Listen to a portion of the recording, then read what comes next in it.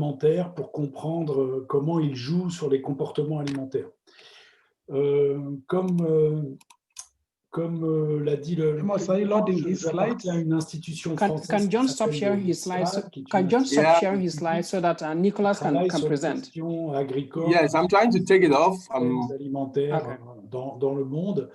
Et je travaille dans une unité de recherche qui couple sciences sociales et Can I be helped to pick it off? pour des systèmes alimentaires durables.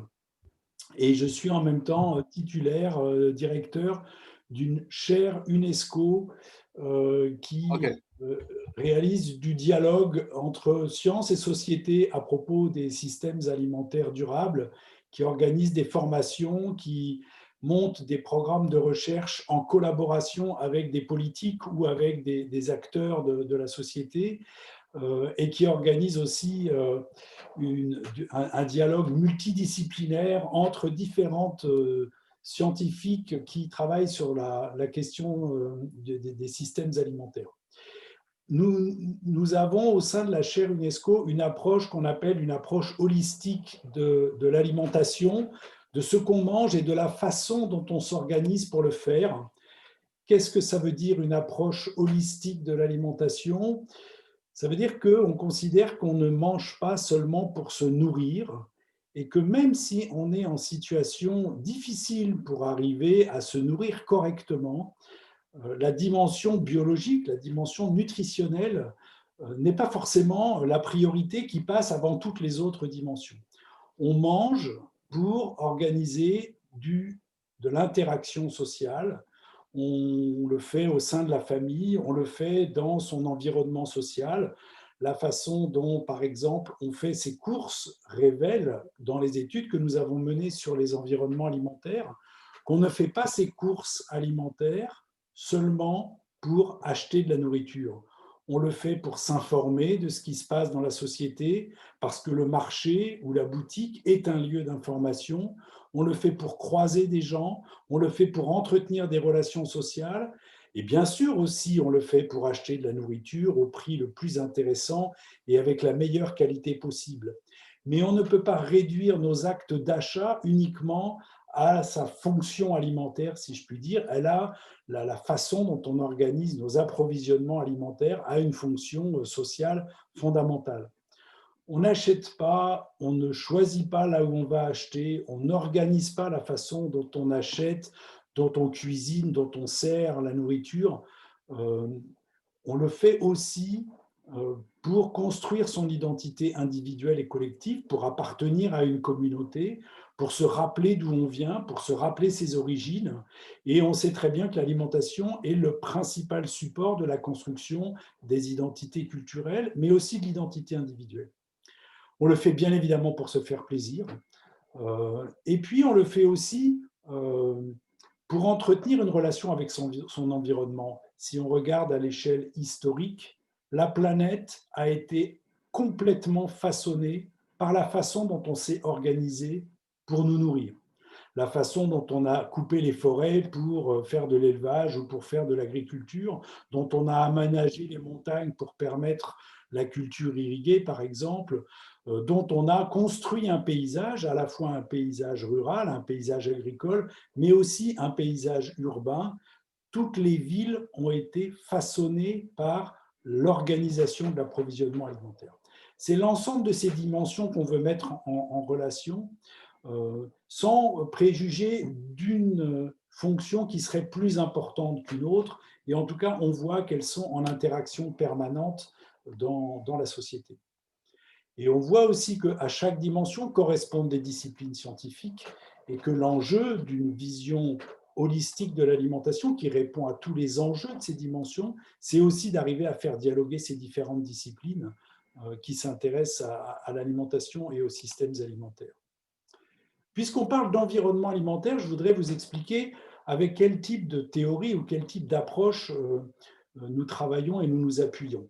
On s'est beaucoup inspiré d'un travail absolument considérable qui a été réalisé par un psychosociologue qui s'appelle Saadi Lalou, qui était professeur de psychosociologie à la London School of Economics à Londres, et qui a fait un travail absolument considérable de revue de la littérature en psychologie, en sociologie, en économie, en géographie, et également sur toutes les sciences du comportement, pour essayer de théoriser qu'est-ce qui fait quels sont les déterminants de nos comportements individuels. Et je trouve que la couverture de son ouvrage, que je vous ai reproduit ici, représente très bien et résume très bien sa théorie.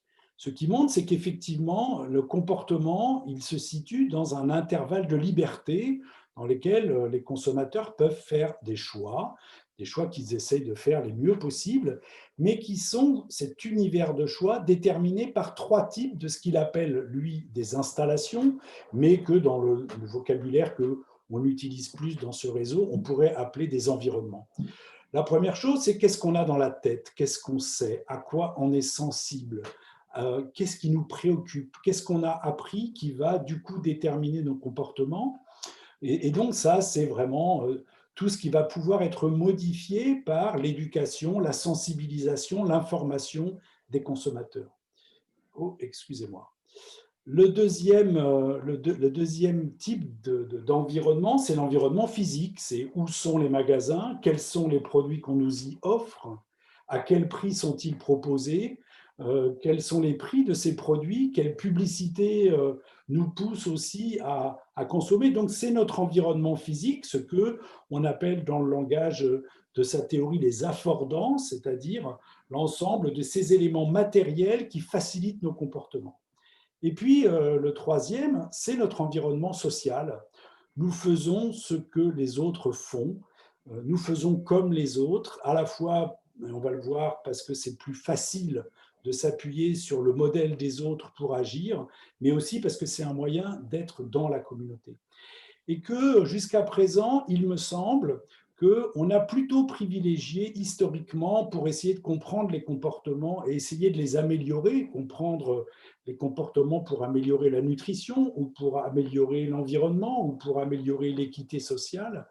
On a d'abord très longtemps considéré qu'il fallait éduquer les gens, qu'il fallait les former, les sensibiliser pour en fait essayer de modifier ce qu'ils ont dans la tête. Pour comprendre aujourd'hui, et c'est le sens vraiment du réseau que vous organisez, pour comprendre comment l'environnement physique façonne également les comportements et pourquoi finalement c'est l'offre qui pourrait aussi façonner la demande. Et il me semble qu'il faut maintenant aussi porter plus d'attention à cet environnement social parce qu'il rend compte non seulement d'un des déterminants de nos comportements, mais qu'il rend compte aussi de cette dimension sociale de l'alimentation. Quelques pistes, puisque j'ai vraiment très peu de temps pour vous en parler. Pourquoi l'environnement social ? En fait, l'idée de l'environnement social, c'est de dire que nous faisons ce que les autres font.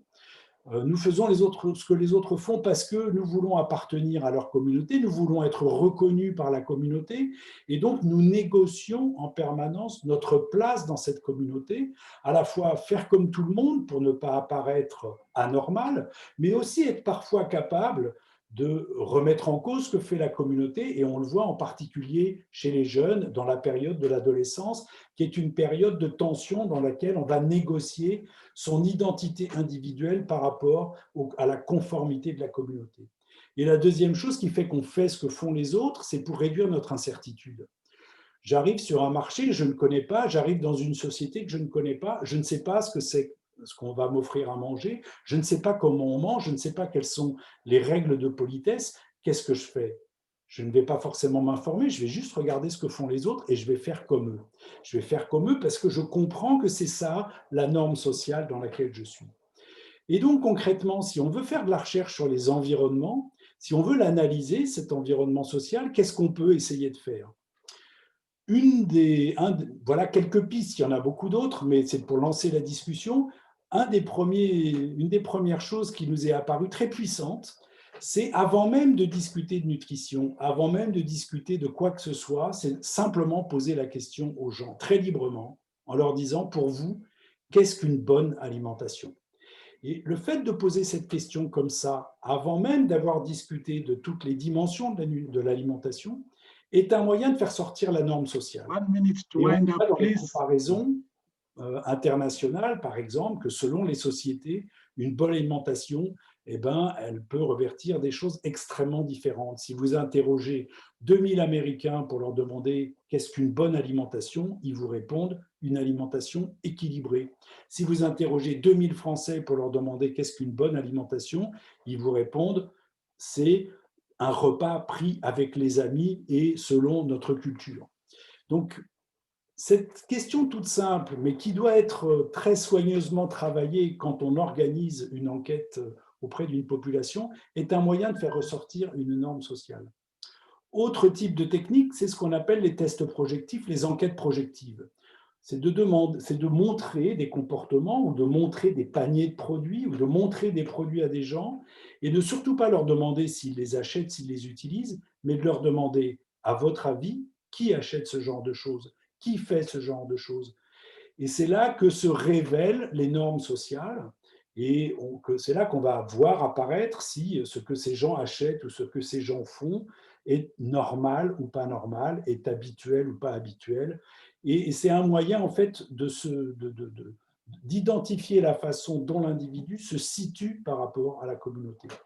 Et puis enfin, troisième chose très importante, c'est d'identifier les leaders sociaux et ceux qui comptent pour savoir comment organiser son alimentation. On a dans nos enquêtes qu'on a réalisées sur ces questions-là mis en évidence que, par exemple, pour certaines pratiques et certains produits qui sont généralement gérés par les femmes, ben, en fait, la vie des hommes, qui peut être très silencieux, qui peut être pas forcément complètement dit, mais en tout cas, il est fondamental. Le regard des hommes sur ce que font les femmes guide aussi les comportements et les pratiques des femmes. Et qu'il y a toujours une négociation, par exemple, entre hommes et femmes à propos de la façon dont on fait évoluer l'alimentation. Je vais juste vous donner un exemple. On a travaillé dans un pays dans lequel les hommes poussent les femmes à essayer de garder la tradition culinaire, de continuer de préparer les plats traditionnels parce qu'ils considèrent que la femme à la maison est la gardienne des bonnes traditions qui permettent de bien se nourrir. Et quand on discute avec les femmes, elles considèrent que cette injonction qu'on leur demande de conserver, l'injonction à rester les maîtresses de la maison, les gardiennes, on va dire, de la bonne alimentation est insupportable pour elles parce qu'elles veulent gagner de la liberté, parce qu'elles veulent pouvoir sortir et parce qu'elles veulent pouvoir s'affranchir de ce rôle.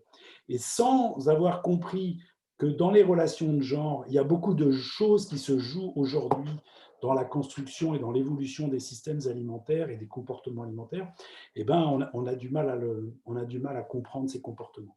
Et donc, ça milite aussi pour que la question du genre, qui n'est pas de travailler sur les femmes, mais qui est bien de travailler sur les relations entre hommes et femmes à propos d'alimentation, est par exemple un moyen d'appréhender cette question de l'environnement social.